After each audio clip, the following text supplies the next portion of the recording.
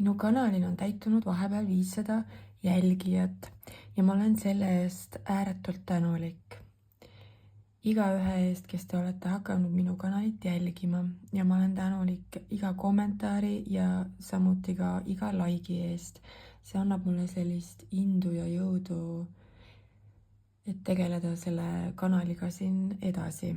Aga ma kuulutasin mõnda aega tagasi välja sellise mänguloosi, kus ma loosin välja isikliku kaardilugemise, kui täitub 500 jälgijat minu kanalil. Ja nagu ma ütlesin, see 500 sai nüüd täis ja ma olen siia pannud kõik need nimed, kes siin nende 2 video all, kus ma seda loosimist tegin. Kõik need nimed on siin selles kausikeses. Kirjutasin kõikide teie YouTube'i nimed siia nende paberitipikute peale. Ja nüüd ma siis tõmban siit ühe õnneliku, kes saab minult siis isikliku kaardilugemise. Ja ma natukene veel segan ja vaatame,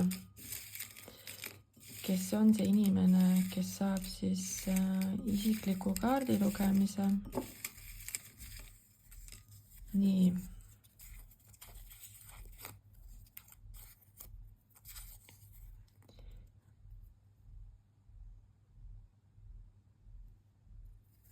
Maie Kivi 4593. Palju õnne!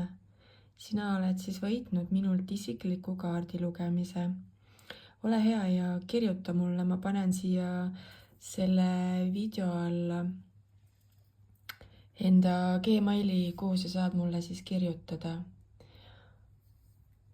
Aga kui sina soovid samuti isiklikku kaardilugemist, siis saad mulle kirjutada sellel samal Gmailil, et ma teen sulle sellise isikliku ladumise video teel.